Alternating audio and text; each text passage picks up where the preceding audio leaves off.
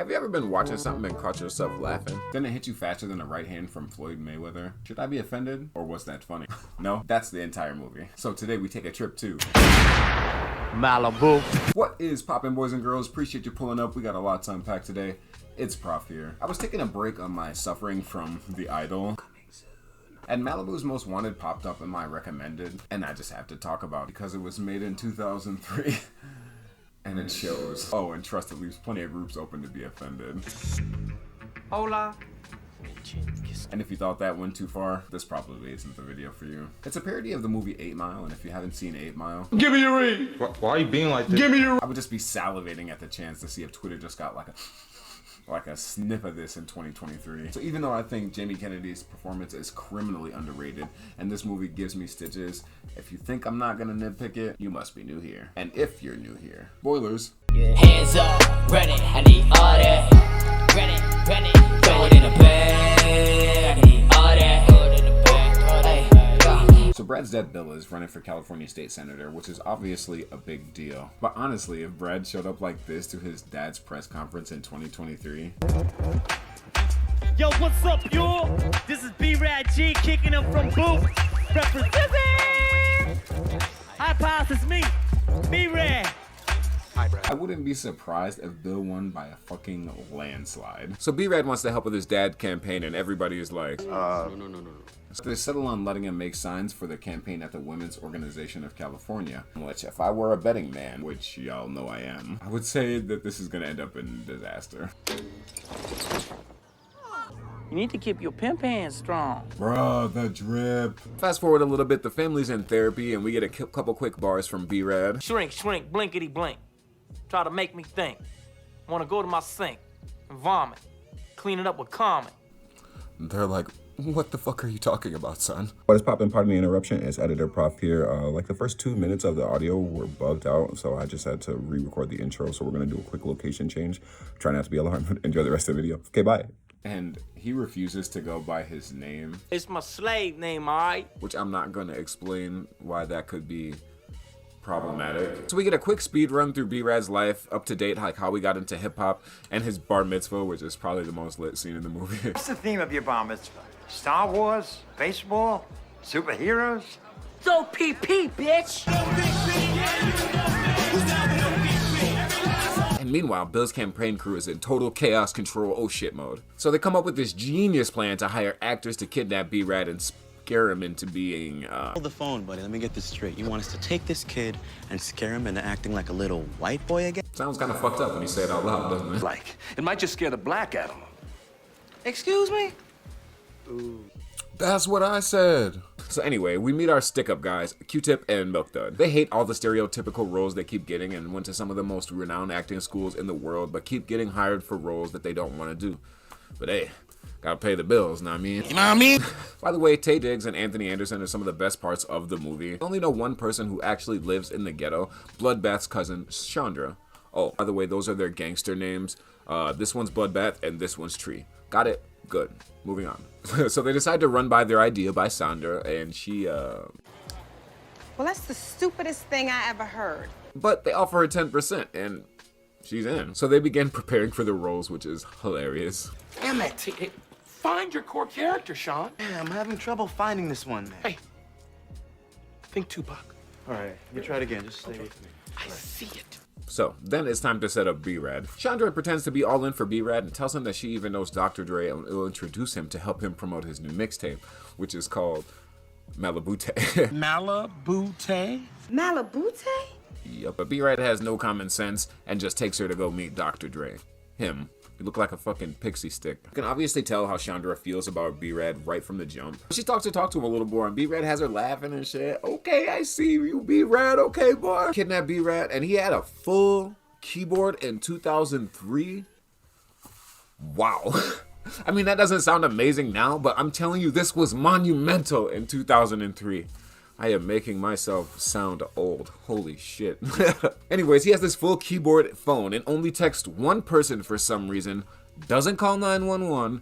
Nothing. One friend he does decide to text breaks her phone during a Yo Mama contest that only 2003 could bring you. She got every caterer on speed dial. What? Your mama's so fat that she uses Mexico, the whole country, as her tanning bed. Meanwhile, B-Rad isn't helping his own situation, so they tell him that they're gonna call his dad for ransom money, and they send Chandra in to convince him to stop being himself. Me too, girl.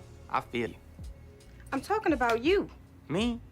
I ain't opposed to shoot. I got a PhD, opposed to hate a degree. For a movie about a rapper, these are the best bars of the movie so far. But he really doesn't understand why people don't get that's how he really is. So they move on to the next part of their plan. And if you think that their plans have been bad so far, just wait. But wait, there's more. Take him to a liquor store and force him to rob the store with a fake gun. Yep.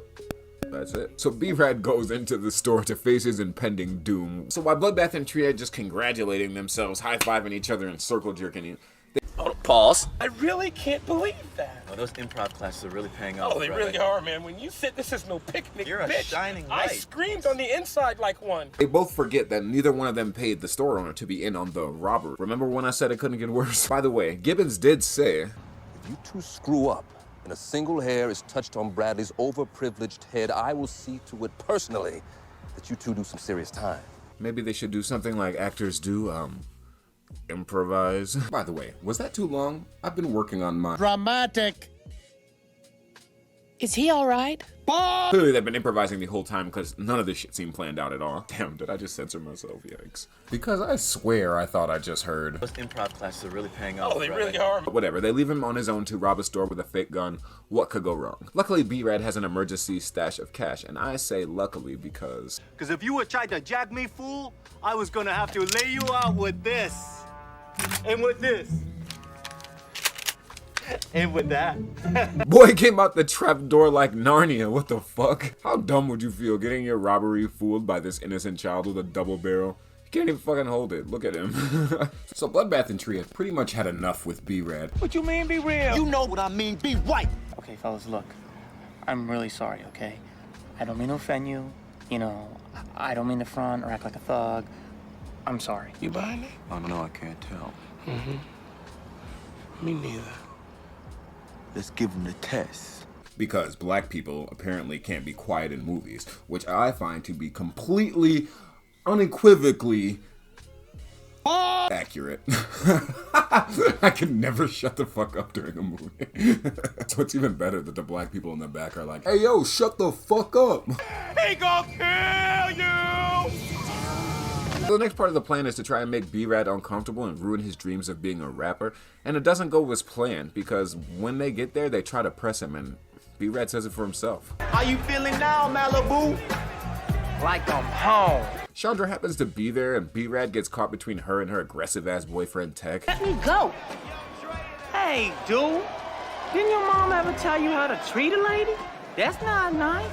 Aw shit. Oh, you know my mom's? Or if you don't shut your goofy, stupid ass. Which probably goes how you would expect it would. Can I tell you what my mom would do? Don't answer that. I just want to take a brief moment to educate my viewers in case you ever find yourself in a situation like this one. If somebody ever asks you a hypothetical question, don't answer. Examples of this are, what size shoes are those? And if you do have to answer said question, the only correct answer is my size. Say it with me. My size. See, and here, Brad doesn't have this knowledge. Let's see how it works out for him. What was she My mom will tell you to mind your own damn business, white boy. Huh? Because anyone who asks questions like that does not give a fuck. Don't be hating. So we get a Mike Epps cameo and Tweedledee and Tweedledum slip the DJ some hundreds to let B-Rad rap battle. This is my chance. My one shot. For one of the first times in the entire movie, D and Dum's plan goes right, because we already know at this point that B-Rad is a terrible rapper. Okay, feeling the love. He says the only thing that he probably shouldn't. Nigga, the fool's #1, hardcore nigga!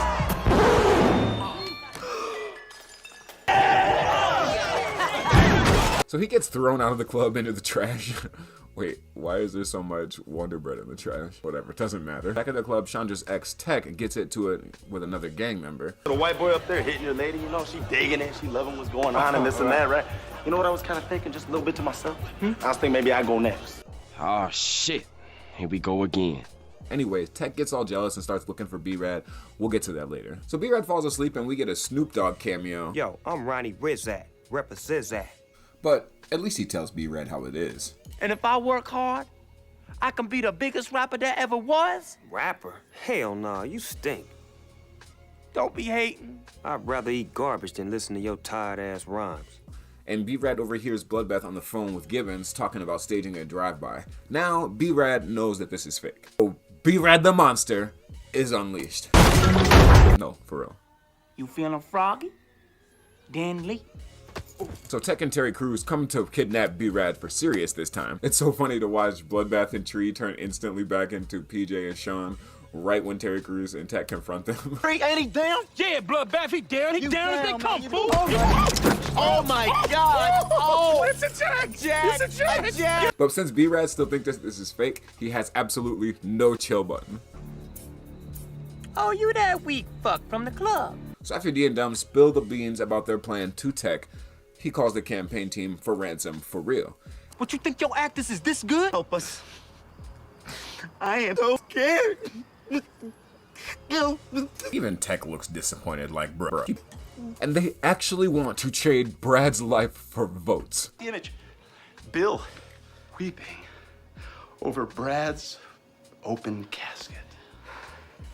Then, after grieving appropriately, he goes on the offensive. Bill Gluckman's war on crime. On drugs! James? It's what's hot right now. Oh, that's great! So while the gang is figuring out what they're gonna do with B-Rad, since they're not gonna get ransom money out of him, No Googly Emmy rolls up and starts firing at the group because of what happened back at the club. Once again, B-Rad, thinking this is fake, goes on a fucking rampage. Know who you dealing with? I'm Malibus most wanted, George.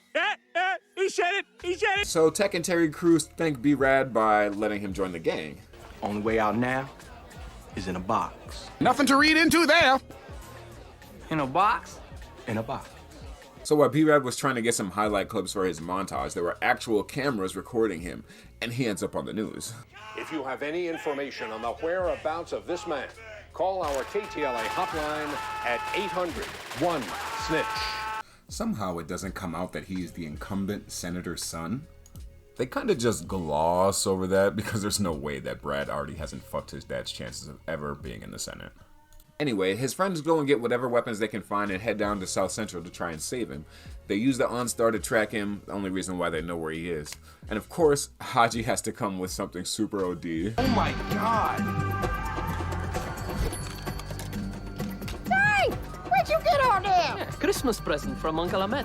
At the very same time, Bill sees what's going on and tries to roll down there as well. He tries to rally the campaign team, and Tom gives him a bitter dose of reality. I'm his father! Since when? At the cost of his job. Bye, Tom. Cause Tom, you's a bitch-ass nigga too. And Bill heads down to Central by himself, which I can't see going wrong. Chandra goes to warn Brad that this is all real, and he doesn't believe her. So he decides to shoot himself in the foot. Seeing how my foot is real, this would really hurt. See that? I just shot my foot.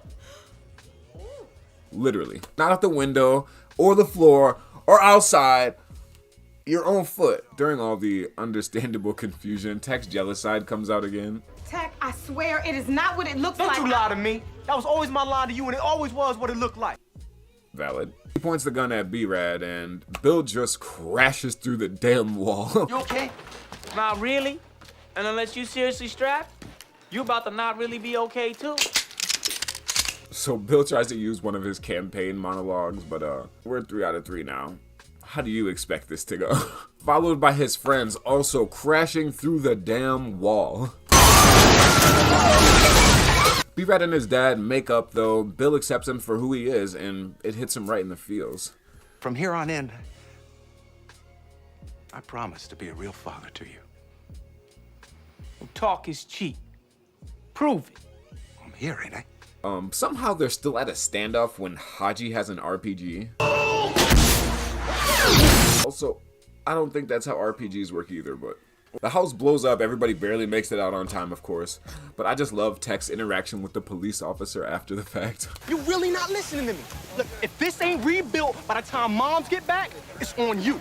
You gonna get the punishment. Oh, you gonna laugh at me? You gonna play me? Chandra and B-Rad end up together, and Bill wins the election, so all is well. Obviously, this movie wouldn't see the lights of day without some hashtag cancels being handed out. It's a fun movie. It doesn't take itself too seriously. It's a parody movie. It's worth a couple laughs if you have an extra hour and 20 minutes to spare, especially if you've never seen it. But I appreciate you stopping by from the classroom. Sorry I've been gone for so long. I appreciate those who stuck around. I should be back uploading regularly. I appreciate y'all time. If you've gotten this far, this is another reminder to leave a like. I'm out of here. Shoots. Ready, I need all that. Ready,